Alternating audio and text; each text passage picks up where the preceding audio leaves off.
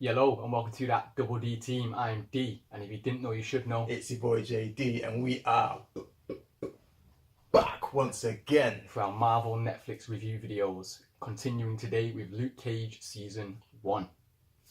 I know Luke Cage Season 2 does drop this month, so it's apt timing. Joel, you've running through the series, you've gone through Daredevil 1, 2, Jessica, now Luke. Overall impression? Overall impressions, man, it's like it's up there now with Daredevil.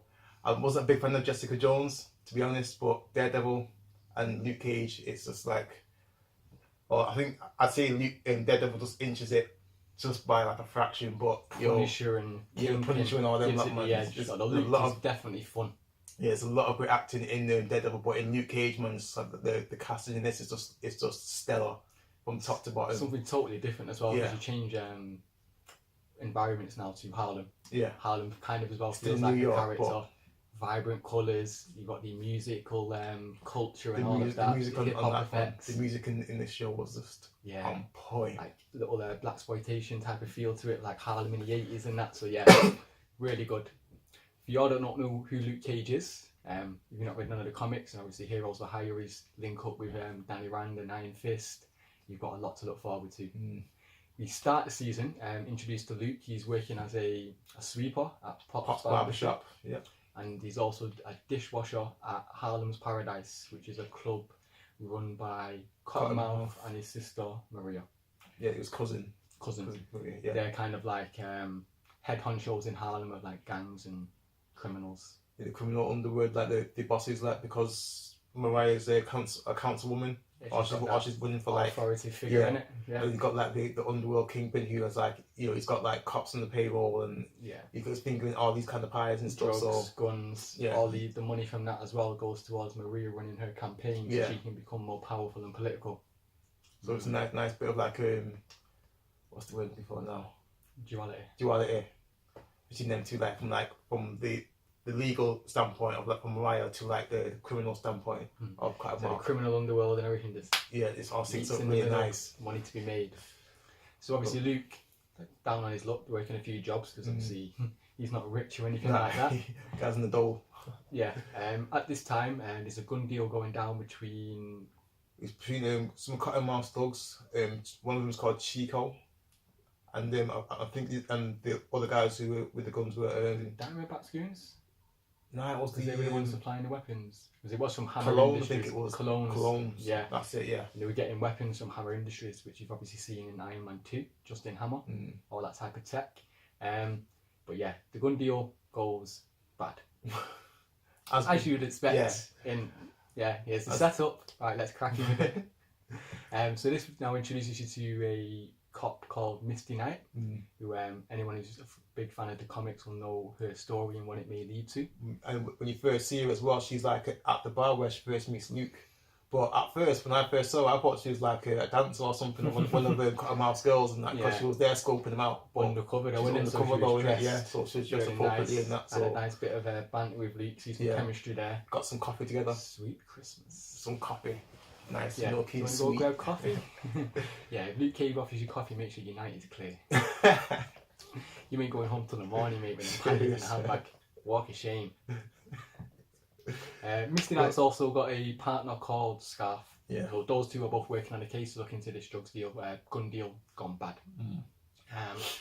Switch back to Luke now. He's doing his knight in shine of armour routine by protecting the landlords of a building when some of Cottonmouth goons come over asking for money, because obviously they want money to donate to Maria's campaign. And that's when his landlords, he called like, oh, you should make money from like I'm not for hire stuff. Which is a nice wink Easter egg to Heroes for Hire later on in his career. So I did like that. So with the gun deal going bad, and obviously Chico's like one of the kids that goes to Pop's Barbershop. He knows him quite well. So Pop's find out what's going on in the hood. He asks Luke to bring Chico to the shop. Yeah, because he owes him a favour. Yeah, because it's like Switzerland as well. Everyone respects Pop. So if you go there, then he's safe. Nothing's going to happen to you. He asks Luke to go and speak with Cottonmouth, arrange a parley. We can bring him here, we can sort this out, no one has to die. But Tone, who was at that gun deal, who's part of like Cottonmouth's goons as well. Yeah, he's the one who pretty much killed everyone there, isn't it? Yeah, he And, screwed up the deal really. Yeah. Deal. And obviously Chico survived alive, so he can't afford to have him there. And he finds some information from Turk, who we'd seen in previous Marvel shows. It's like a continuing thread. He tells Tone where Chico is. And that's when was it also Scarface then? And Scar, he finds out also where Chico is, and he goes to pick him up. And then as soon as he picks him up, it's game over. Game over, Chico. Tom comes through, shoots up the barbershop, Pops dies, even though Luke does try to protect him by grabbing him and turning him around because he's bulletproof like that. Chico ends up getting a couple of bullets. And yeah, carnage pursues. Cottonmouth finds out about this because obviously he has respect for Pops from growing up in the hood. He knows not to have done. He did obviously want a parlay. And then Tone tries to explain, he's like a necessary evil or something like that. It was necessary to kill Pops, and as soon as he said that, and then Cottonmouth just switches, necessary, grips him up. All right, throws him off the roof of his nightclub, Harlem's Paradise. I loved what Turk said as well. He goes yo, I won't say it for the money because I told you where Chico was. And then Cottonmouth goes okay, then you can take it off him from the guy downstairs. Yeah, you want to get paid? Go get paid off the guy who offers you the money, not me. Next level. Cottonmouth, portrayed by Mahershala Ali, who won an Oscar not after this performance, for this performance, but that same year. So yeah, man, this just brought him to my attention of what a quality actor he is, because what he portrayed in only half a season, it almost stands him up there with Kingpin and definitely Kilgrave for me. Yeah, great performance. Because the villains in this, we'll get onto other villains in a bit, but the villains in the Marvel show so far, they've just been on point. Yeah, all of them have been on point, man. So dare say some of them have been better than the ones in some of the movies.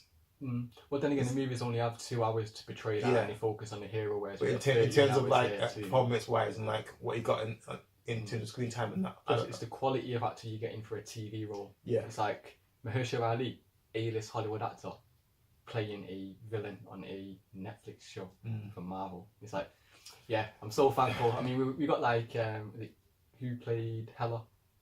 Kate Blanchett. Yeah, and now you've got Michael Douglas playing as a guy from Pym, and you've got Lawrence Fishburne now as well in the Goliath in the new upcoming Ant-Man film. So Marvel's quality of actors is just unparalleled at the moment. I'm absolutely loving it. DC, man, you just step up. Big time. Your game up, man. Fix up, look sharp. Switch now. We've got the Pop's funeral. Everyone attends. Obviously, they're sad. Cottonmouth offers to pay for everything for Luke. Gives him some cash, for the arrangements. But instead of doing that, he uses the money to clear the debts on Pop's barbershop so we can remain open without being closed. Yeah, he takes some of the money from some of his safe houses or something like that. He starts robbing some of Cottonmouth stuff in it. So instead of taking the offer of him, he's like, you know what, I'm going to take it from you, but by stealing it from all the illegal activities you do. So I'm going to rob from the rich to give back to the poor. Luke Cage, aka Robin Hood. Robin from the hood. Robin in the hood. So this now brings, obviously he's cleared all the debts, but Chico, who was obviously, as you said, Scarf came and took him, but he got bullet, tells him about Cottonmouth and what went down with the deal. Tells him about Luke Cage, how he saved him, the protection with the powers, and Scarf kills him. And that's when you yo, my man's on the payroll for Cottonmouth. And as soon as that happened, when you find out he's on the payroll, you start thinking I wonder who else is on the payroll. Especially because Maria's connected politically. Yeah, she probably knows a few DAs. So she's untouchable, man. I'm telling you. So we go then to Cottonmouth, who obviously knows about Luke Cage and everything. Luke Cage turned his money down and everything and all that. He's found out Luke's been robbing all of his spots, so he wants revenge, and he fires a missile straight at into the barbershop. No, it was into the landlady, isn't it? Landlady, was it? The dino about the restaurant that she owned, because it was there eating. Are you sure? Because I thought the rest of the arc of the season was repairing. Nah, because Cottonmouth fires the missile into Luke Cage's landlady's dino while he's eating there. Oh, the restaurant. Yeah. Okay. And then and after that, I stayed the episode. And then after that, you got the flashback episode on episode 4. I thought it was a barbershop because I thought they spent like the next chunk of the season getting it reopened and repaired. That was from getting reopened from the shootout where Pop died, isn't it? Yeah. So. Oh yeah, it didn't get missile. It got shot up in it. That's why the repairs came from. Missile came from the building. So obviously, like, yo, what's happened to Luke? Yeah. End of the episode. Come back for the next episode, and instead of continuing where we left off, we get a backstory of Luke. Where we found out he was put in Seagate Penitentiary in prison. That's where he met Shades. Shades and his gang beat him up in pen. He was having a hard time with it. Got to speaking with one of the counsellors there, Reva Connors, who was his wife or girlfriend and lover from his backstory in Jessica Jones. And if you've watched Jessica Jones 1, you know what Jessica does to Reva after her. Yeah, so it's my go watch Jessica Jones season 1, man. Just before you watch Luke Cage, watch Jessica 1, just for the introduction of Luke. It's like before you watch Black Panther, you watch Civil War, because it introduces you to it's Black like 2 weeks later, isn't it? So like, I'm wondering like how, when does like the start of season 1 of Luke Cage from the end of Jess season 1? Like, is it like weeks after or a month after? I say it's a couple of months, because he's probably gone back to Harlem after the deal with Jessica, and he's continued his work with at the shops, getting all these jobs and stuff, and continuing. Okay. In here, obviously, things are not going well for him. Rita realises he's suffering in pain, volunteers him for an experimentation. I don't know if the experiment goes well, or because another doctor tries to mess it up, doesn't it? But it comes out with Luke gaining. Because it was only meant to like him healing, like have rapid healing, but like ends up making him flipping impenetrable to pretty much everything. And when he actually comes out of the experiment tank, he's got a little chain around him, he's got his yellow shirt, he's got the metal helmet still on. Go back to the old school, direct from the comics. Like, because you can't have him wearing that throughout the whole season. Nah. Because it's in the comics, like released in the 60s, 70s, so it's a nice nod to it. And I kind of liked it. It's the same as like with Iron Fist. You're probably not going to see him in his green and gold, proper attire with a headband and that. But there's a throwback in there though, isn't there? For a while. So that's where Luke Cage got his powers from, where he met Reva, his history of Shades, and Seagate Prison was introduced. That was just a mainly flashback story. So next episode we switch back now, and it's Luke Cage versus Cottonmouth, fight for Harlem pretty much. Luke Cage wants to protect Harlem, and Cottonmouth wants to run Harlem. Yeah, he wants to own it. So 2 different ideologies, both battling to protect their city or borough. So yeah, that's like the continuing arc from the first half of this season. It's basically good versus evil, like which one's right, which one's wrong. Yeah. That's what you get. Obviously, Shades now, who's working for Diamondback, who we're led to believe is like the big bad in the shadows, working and pulling the strings. Making him sound like a big flipping like Kingpin-esque. Yeah, you know like someone that Cottonmouth should maybe be fearful of. Like, you don't want to betray him or do him wrong and stuff like that. Diamondback doesn't like that. He doesn't. So Shades, played by Juice from Sons of Anarchy, for you SOA fans out there, he does have that deep voice with a slow talking. It takes a little while to get into him, and once you do, he portrays the character perfectly. Especially when he has planned them shades. Shades. Hence the name. But even like when he took the shades off sometimes, like he's got that look in his eyes. Like, you don't know if to trust him, or are you going to be really nice and smile, or are you just going to switch and... So he informs Cottonmouth now about the history of Luke Cage, about in Seagate. I can't remember this guy as the guy from his real name. Carl Lucas. Carl Lucas. That's where I know him from. We used to. He's a pussy man. We used to beat him up all the time, but obviously he must have had experiment and got powers. And then he shows him to be able to kill him. You're going to need something big. Yeah, and that's when he shows him the video footage of the Judas bullet. Like, was it from what's it called again? Hammer Industries. But he designed it from some alien metal. Yeah, from New I York. thought they were talking about vibranium. I thought they were talking about vibranium at first. He said that's some kind of special metal, but from alien metal. Alien metal. But then again, the vibranium came from like a meteor or something. Yeah, true. That's technically classed as an alien metal as well. So that's that's now been introduced as like, ooh, Luke Cage is impenetrable, nothing can hurt him. We introduce this now to the audience. We're like, ooh, what's going to happen? It's like a little wild card in there now. Exactly. We then see a returning character, Claire Temple, aka Night Nurse. Night Nurse. Yeah, obviously she's shown up throughout Jessica and Luke 1 and 2, and Daredevil 1 and 2, and now in Luke here. And the continuing thread, like Turk in it, but more stable. She has a nice bit of banter and chemistry as well with Luke, and I'm sure they get coffee. She has good batting with like all the main characters, don't she? She gets a good about relationship, and she gets about a lot. Yeah, Man. because obviously Matt. Yeah. And now Luke, and I'm sure she had a boyfriend before they started. So yeah, let's see who else she ends up with in the MCU Netflix universe as we continue. Scarf then tries to blackmail Cottonmouth about the gun deal because he knows where the guns are hidden for the deal, and he can set Cottonmouth up in jail. But you don't threaten Cottonmouth, mate. Standard. Especially when he's already portrayed that image to you of him standing behind the notorious picture of New York. I'm the king of New York.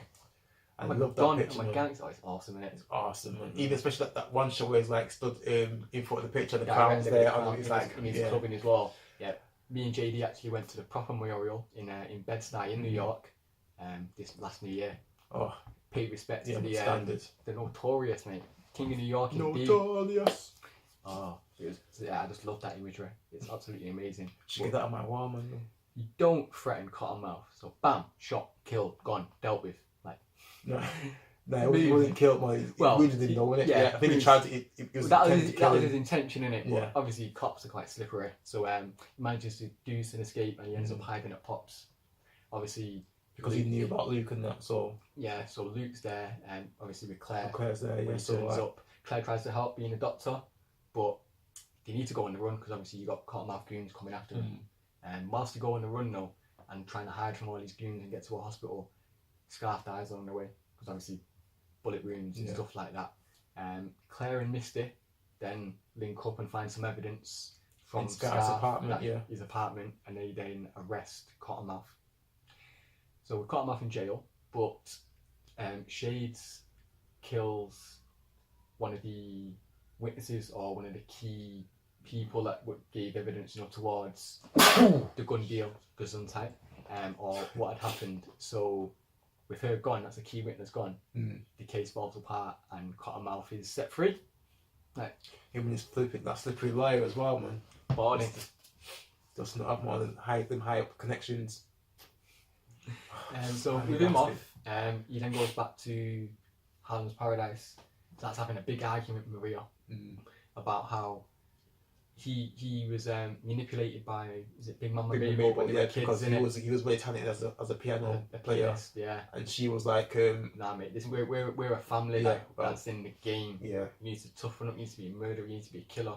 Whereas Cottonmouth was probably originally soft and just wanted to be artistic and talented. Yeah, because he seemed like when he's shaking his hands and that after playing the piano, after having all those repressed memories and that of how he was treated. But he got turned into this person, whereas Maria, as the girl you look at as soft and sweet, was originally the OG gangster, but she was held down because she was female and portrayed as, and she had to be a sweep. That's why she had to go the legal route to get her power. So it's a nice symmetry between the two of them, and and that battle. It's sort of like a role reversal, isn't it? Because like you picture like the personality of like Cottonmouth in Maria and vice versa. So, but it's a nice like switch it around. It's a nice switch. It's really good. So they get into it, and Cottonmouth says some words about how their uncle molested her, but she wanted it because like the way she portrayed herself and all that. Yeah. Maria snaps. I didn't want it. Kills. I didn't want it. Kills. I didn't want it. Cottonmouth in the club. Yeah, that was joke. Shades clocks this, waiting in the background, sees it. It's like, don't worry, man. Like, we'll cover this up. We'll blame it on Luke.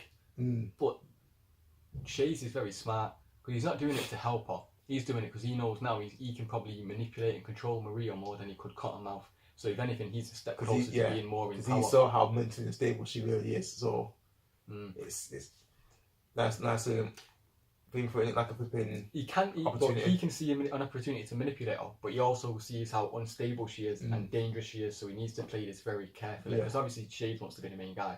Especially when you've got Diamondback on the case as well. If you're working with Diamondback and you're having to cooperate with Cottonmouth, and then you've got Maria here trying to give orders, you're in a rock between a few hard places. So you've got to chess, not checkers.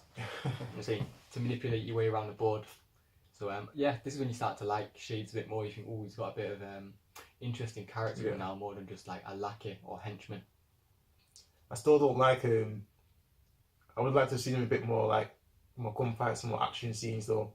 Instead of speed, he plays the character really well because he plays the man in the shadows better than Diamondback. Because like Diamondback should have done the Juice role, and Juice should have been the Diamondback role with the action and going out, and but had them both like reversal of who's in power. That probably would have been, There's a lot of like role reversals I'm noticing now. Yeah, like symmetry and I didn't notice that themes first, and all this is really good. When Marvel on Netflix are on point. So Diamondback equipped now with the Judas bullet and cut him off out of the way. Goes to shoot Luke. Yeah, they get shot while they're in the park. Now, is this where he then reveals the bloodline, or is that the second? No, that's the second shot. The second shot. Right. So Claire takes Luke to hospital, but obviously Diamondback's trying to attack him along the way. They got to keep moving, and then manages to shoot him again. I am your brother. Shove him back into the fucking back. What you talking about, Willis? Diamondback, aka Willis Stryker, aka Luke's brother, both raised by the father preacher, but had to go separate different ways, and then so the way this ties back up was nice. The old school like bastard son, like he was my daddy, not yours. Yeah, but, like if I'd have had your lifestyle, I'd have turned out like you, but because I went away, what would have happened if the roles were reversed? Then this leads now to Misty versus Claire, like the female versus female, because Claire obviously knows about Luke and how good he is and the powers he's got and what he's trying to do for good, because she's gone through the same with Matt. And Misty's just a cop. She's got evidence like, yo, Luke's done some bad things. He looks like he's going to do this. Like, I need to get to him. So they have a little altercation. Claire presses Misty's buttons. Because Misty's a hothead. And ends up hitting Claire. Yeah. So anything she had on Claire to keep her in the precinct is now gone, mate. Look, you don't get arrested and suspended and sacked. So yeah, Claire's free. Bam. Diamondback's now working to kill all the bosses in New York so he can start taking over the game, because Maria set up a meeting with them all. You know, because she wants to take over Colter's role. She's going to inform everyone. But Diamondback's killed them all. He turns up. He's like, right, we need to do a partnership. Because I think like because Juice tells Shade tells Diamondback like how unstable she is. So like Diamondback's like, okay, I can get a piece of this now. Well, I think this is Shade trying to manipulate both of them. He's like, because he said if he tells Diamondback, right, she killed Cottonmouth, let's work with her and kill all the bosses. That's also taking out all the bosses for Shades. If he wants to step up, less people for him. So I wasn't thinking about it at the time, but on the review, Shades has a lot more of a puppeteer than I first gave him credit for on my first view. Because like in the shadows and that now you don't even notice him that much, but he's just doing it from behind the scenes. And then trying to manipulate Maria persuades him to sell the Judas bullet to the police so they can stop or catch Luke, because obviously they think Luke's a vigilante. And to make him think this even more, Diamondback kills a cop and blames it on Luke, like with the footage of an enhanced powered person in a hood. Yeah, they're like, oh, who else was that? That's got to be Luke, because he's been going around promoting it, proud, innit? Like the bulletproof black man and everything, like bulletproof holes in his sweaters and everything. You got people on the street just wearing his outfits, trying to cosplay as him. It's really good. That was like when Method Man showed up in the episode and gives him the whole. Yeah, because it was after Luke stops a robbery where Method Man is in the shop and Method Man like, yo, it's you. It's you, innit? And Method like, nah, man, like, it's you. Like, yo, I'm a fan of you. Like, your mixtape in college is like, yo, like, damn. So just respect. You see Method Man later on as well in a future episode on Sway. Recapping about the incident, saying that Luke's not a bad guy, man. He's a good guy. He's protecting Harlem. Protected me. He said me and that. Oh, he bent the gun in the head and all that. Yeah, he gave me his jacket. This is the T-shirt I'm wearing now. It became like a fashion trend in that song as well. Yeah, Bulletproof Love. Bulletproof Love. Yeah, it's a sick track. Well, that track was like a freestyle, wasn't it, on the show? Yeah, the Bulletproof freestyle. But if you can find like a decent rip of it, then I'm on that. Download it. So prior to this or after this, because obviously Luke got shot second time by Diamondback with a bullet. Yeah. Shoulder and chest, stomach. Shoulder and stomach. Yeah. Claire can't do anything because obviously impenetrable skin, trying to cut it open is break your knife. Supposed to work about 5 knives on him, but you know what, solid. So they need to go and find the doctor that did the experiment on him. Dr. Bernstein. Yeah, Bernstein, obviously from Seagate Prison. So they managed to track him down, persuade him to do the procedure. They put him in like a bath of acid.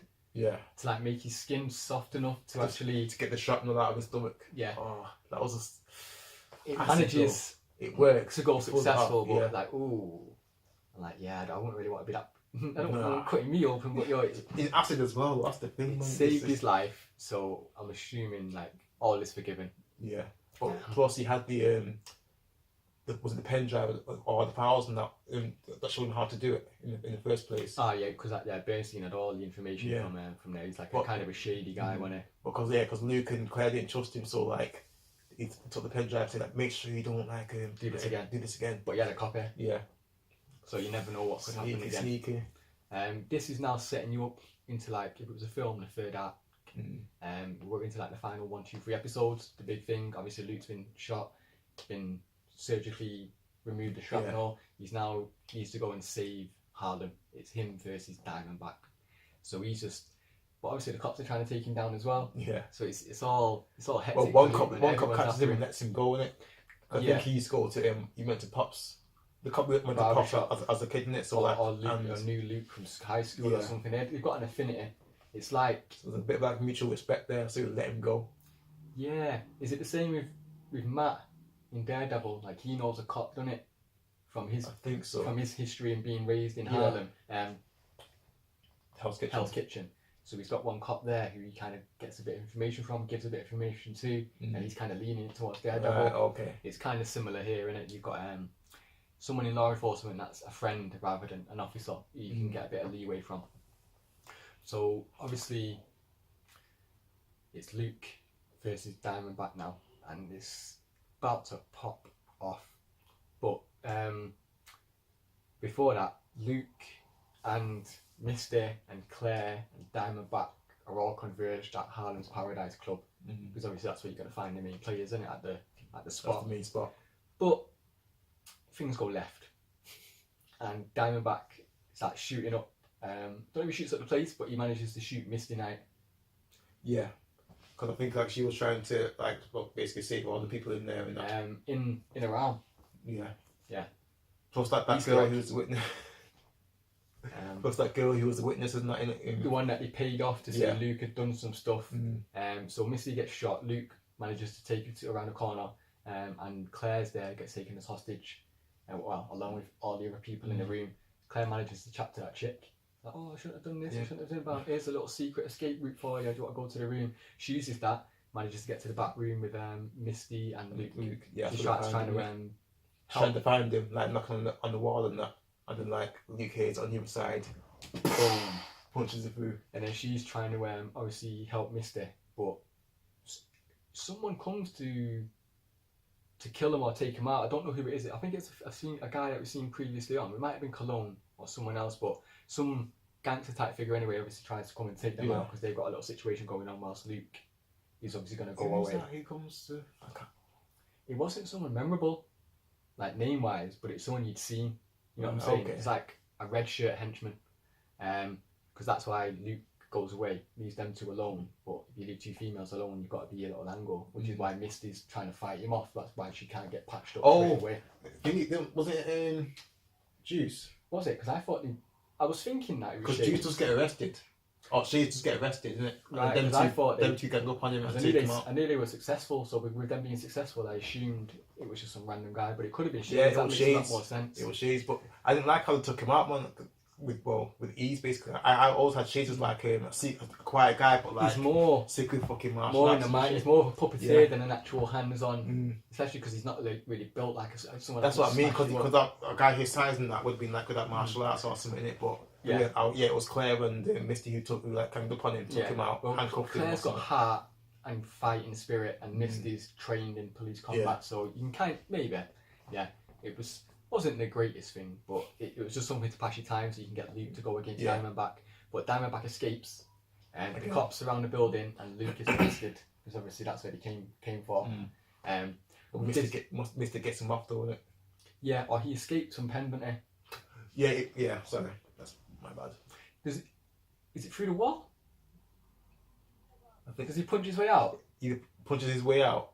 Because I remember, sorry for being a little hazy, because I've not seen this for like a year. Joel's pretty fresh, but I'm pretty fresh, but I'm pretty quick in a short space of time. But I remember Luke smashing through a wall in a trailer, and I don't know if that's for season 2 or not. But Luke escaped prison. We'll just leave it at that. And obviously goes to hunt down Diamondback for the big end of season fight and on New York in Harlem, and you've got all the main cast there now, isn't it? Yeah, all the civilians on the street as well, like cheering on Luke to beat him, innit? Well, there's a fight, like, I think like, Luke's getting his ass kicked. Like, come on, Luke, better than this, man. Yeah, because they meet up at Pops. They end up fighting in there. And he's wearing that onto the street. And he's wearing that ridiculous fucking Diamondback's outfit. What the fuck, man? I mean, killed it, man.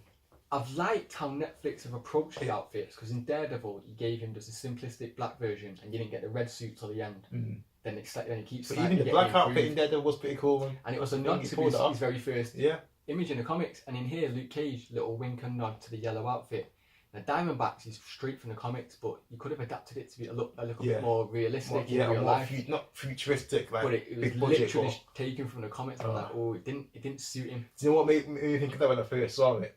It looked like it was an actual design suit rather than something you'd put together like just with items. Because if you watch like moving off course second year, if you watch The Running Man with Schwarzenegger, there's a guy in that called Fireball. He's meant to look really tough and that, but he's in this sparkly looking outfit. If you can find a shot of that, like, we'll pull it here and know what I'm on about. That's the thing I first thought of when I saw Diamondback's outfit. That's how bad I thought it was. Yeah. So too comic booky. It's something I'd expect to see on a CW, on a DC TV show. You know what I mean? Not Marvel Netflix. Because Marvel Netflix is dark. But, I mean, his character was dark enough, but the suit was too cheesy, so it was kind of a contrast. Yeah, it made him look... Which is why I didn't like him as much, even though I do like the actor from his portrayal in Boardwalk Empire. But yeah, big showdown. Diamondback's pretty much getting the best of him until Luke manages to disconnect a device on the suit. Disconnects it. And then he has a flashback scene, like, when back to him and Diamondback were brothers. When they were kids, and having like a boxing lesson, and they were saying like, oh, he's getting tired. Make sure you like hit when he's getting tired. And then like back to present day, he saw Diamondback getting a bit tired, and then that's when he used that advice. Yeah. 3 punches. Not only the tiredness, but the management of the suit. Because once the suit stopped, I think he didn't have superpower then. Yeah. Because the superpower comes from his suit. It's not actually in him. He's a normal guy. So if the superpowered guy gives you 3 thumps, you're gone. You're pretty much done. But from seeing him getting dominated to then all of a sudden 1, 2, 3 punches and beaten, it felt a little, like you were saying, bit off, a bit short. Like 3 punches, is that it? All the crowd start cheering. Especially like throughout like the first half of the season when like we were saying before, Sage was like referring to like Diamondback as like a big kingpin kind of guy and like big Don man. So I would have thought like if it was someone who sounds like that to have like a suit looking like that, even though it worked, it was functional, it did the job, but like just the way it looked, I just thought, like, it just felt flat for me, man. I think Diamondback was only more feared because of his mentality and sadisticness, but he could also back it up because he had the power of the suit if needed. Yeah. So I'm playing devil's advocate. I mean, I didn't really like him, but I like the show, so I don't want to be too critical or too praising. So I'll just play devil's advocate and say, well, it could be this, it could be that, and yeah, that's what you get from a double D team review, man. So this is pretty much season done now. Luke's won, hero of Harlem. We're looking forward to what's going on, but he gets arrested because obviously he escaped from prison. Yeah, so he has to go back. You can't do that. Obviously, he's probably going to be cleared from Misty for and why he was put in prison in the first place. Yeah, but and the plus fact Claire said he and plus Claire said she knows a lawyer, obviously referring to Matt. Yeah, from the first one. Gives a little kiss from you. Sweet Christmas. Yeah, man. Yeah, coffee as soon as you get out. Yeah. So he's setting up that for further seasons of Luke 2, like the Claire Temple, Luke Cage romance. You also see Misty Knight recovering from a bullet wound in her arm. Yeah.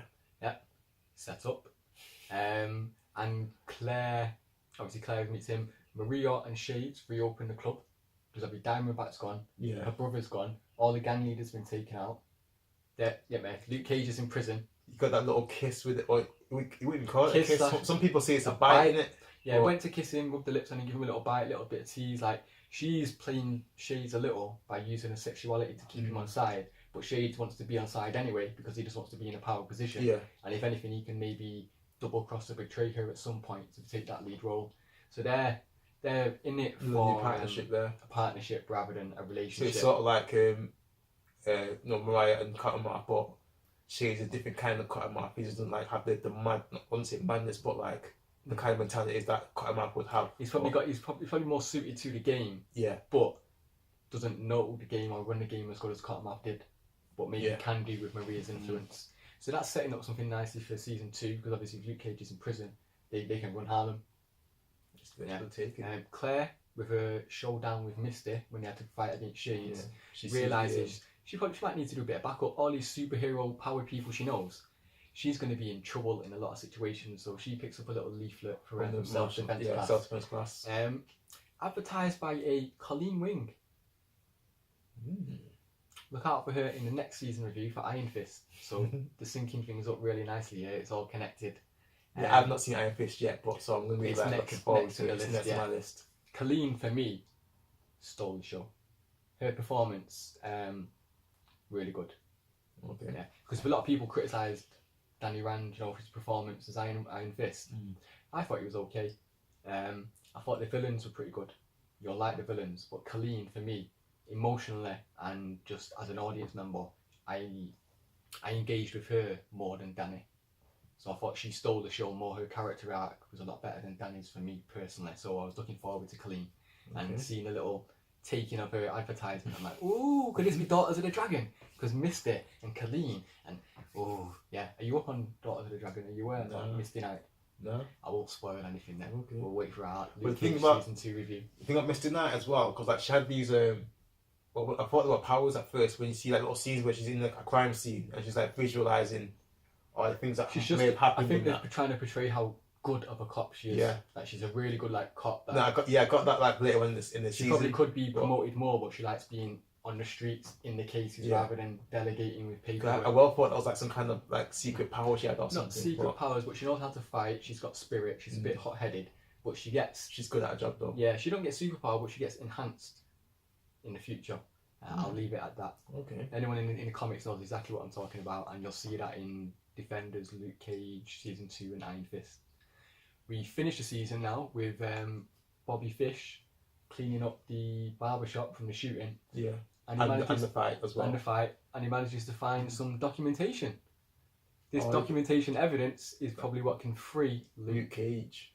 So we end the season with all this set up about Maria and Shades in charge, Claire about to start learning to protect herself and introduce Colleen, Misty looking to obviously become Misty Knight, and then you've got Luke now in prison, but most likely about to be freed with this evidence, and hopefully with Riddick's help as well. I really want to see like a scene with like of Matt just defending Luke in court. I really want to see that, man. Yeah, that'd be awesome. That'd be good like dialogue and everything. That's what I'm saying. Wait for Defenders, man. You get all 4 together. Yeah. All 4. You get all 6. I won't say the other 2, but yeah, you get all 6. I don't know about the 4, but yeah. 2 other characters you've seen in previous shows are also part of it. But yeah, we'll leave it at that. Okay. That was the Luke Cage season 1 review. Highlight for me, the change of scenery. Because obviously we've been in Hell's Kitchen in New York with Jessica and Luke, Daredevil recently. They need to change, get a new culture, a new environment, vibrant colours and the music and the formality. Everything about it. It was totally new and awesome. Mahershala Ali as Cottonmouth as a villain. Mike Colter portraying Luke Cage to a T. And all the little sweet Christmas references, pulling off that big, strong, black African American male persona, but with the smoothest charm. You know what I'm saying, bro? Like he's dangerous and big, but he's such a soft little teddy bear. Hard hitting and soft speaking. Yeah, and his chemistry with Jessica Jones from season 1, I fell in love with him. Like Mike Colter, and then seeing Luke Cage's season, I enjoy Luke Cage a lot more. Shades, I was 50-50. Obviously, my experience with him from Sons of Anarchy maybe give me a pre-existing vision, which might have needed a bit of affecting. I liked him towards the end of the season. Maria, typical crazy villain. Didn't look like Diamondback. His portrayal and outfit rather than the actual character, because you probably could have made this storyline work, as we said. Like if you'd have switched roles with him and Shades, it might have been a bit better. But yeah, that's the highlights and lowlights for me this season.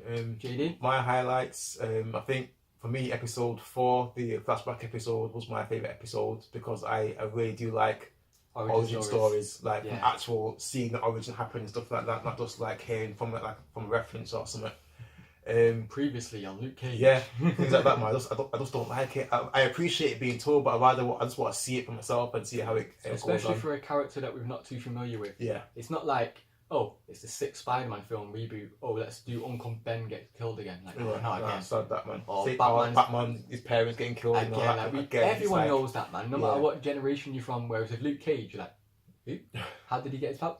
That it needed an episode, Yeah. and rather than giving you an episode 1 and maybe turning away some people like, oh, you're gonna set this back in the past, having it in episode 4 after you've introduced Luke and Diamondback and the Bullet, and then I thought it was perfectly placed.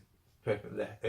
Again, like you, Cottonmouth was like a stellar villain. Again, again, like I said before, one of the top 3. But well, I wouldn't class I wouldn't say Punisher then, but like antagonist. Yeah, but as far as villains go, like Kingpin, Kilgrave, and Cottonmouth, top 3 villains for me. With Punisher in there just for his performance as an antagonist, good guy, bad guy, whatever you want. And when you see Punisher's season, he's going to shoot right up there for you. Okay. Trust me. And again, like the lowest point for me, again, like you with the Diamondback and the suit. The suit, the portrayal of Diamondback was just like I said before, with all the build up from when Shades was like describing him in that like shade, like, you know, Diamondback don't like that and this, that, and another. I was like expecting a kind of Kingpin, putting him on a pedestal. Yeah, I was expecting like a Kingpin kind of character, but then when I saw him, I was like a bit disappointed.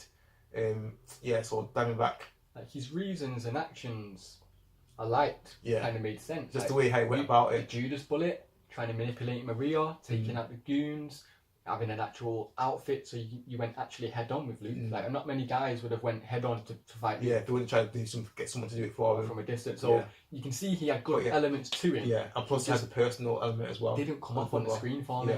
So like you said, with the I would rather have like Diamondback as the villain for the first half, and then like Cottonmouth for the second. Yeah, I think would have worked better that way throughout the whole season. Throughout the whole season, bring him to forefront in the last part of the season. But, would have been better. Yeah, so those are my lowlights and highlights. But overall, though, it's going up. Like I said, it's up there with Daredevil for me. Enjoyable, probably the most really enjoyable season so far, if not the best quality. Because obviously Diamondback brings it a little. And once Mahershala Ali left the season, because once Maria killed Cottonmouth, that felt like a episode 13 finale moment. That's what it should have been. It should have been, and we got it in episode 7. So the last few, you could have made this an 8-episode season and just hinted at Diamondback for season 2. Would have made perfect sense. So as we said, Diamondback in the beginning and Cottonmouth as your overall arc. Yeah, not even that, like, because you could have done like how The Walking Dead did it with like the first heard about Negan in one episode, and then like a few seasons later, then you see him for the first time. Could have done the same thing with Diamondback on this one, but obviously, you killed it, man. Because with like, if you had to compare it with like Daredevil was constant. For every single episode, it's constant throughout the whole season. The pacing was really nice. Yeah, but it flowed well, the run through order. But with Luke Cage, he sort of like dipped as soon as he killed off Cottonmouth. So yeah, it was good, but just the death of Cottonmouth just soured it a little bit for me. So yeah, it's not for me. Yeah, well, I think he kind of shot himself in the foot because he didn't realise how well they wrote Cottonmouth. Yeah. Like, and how well he'd be perceived by the audience. Like, oh, this is just a sub-villain. Then we get to the big guy. Whereas when we watched it, we're like, no. Yeah. You got Mahershala Ali playing Cottonmouth. You need to put him front and centre for the whole season for us. But enjoyed the season. Like I said, it's probably a C+ for me. Makes me definitely look forward to Luke Cage season 2. Oh, definitely. Definitely. Next in the running order for us is Iron Fist season 1. We'll probably get that up in the next month. Give you all a bit of time to watch it, because obviously it's World Cup season and summer blockbuster movie season. So we've got film reviews, trailer reviews. I'll try and get it in. I'll try and get Iron Fist in within the month. But if not, I think we've been doing a season upload each month anyway, from like February, March, April, May, June. So we'll have another one up hopefully some point in July. This one up and available now. Please watch this. Check out any of our previous Netflix videos on the playlist. More videos and TV show reviews to come, including my seasons 1, 2, 3, 4 review of Power with DIGA. You can find all this on the DIGA, that Double D Team channel. check out JD Virtue on YouTube as well for all his trailer reviews and reactions and general popular video random video bullshit, memes and stuff. Yeah. So you want a quick bit of entertainment? Check out JD Virtue on YouTube. Until next time, deuce. Peace.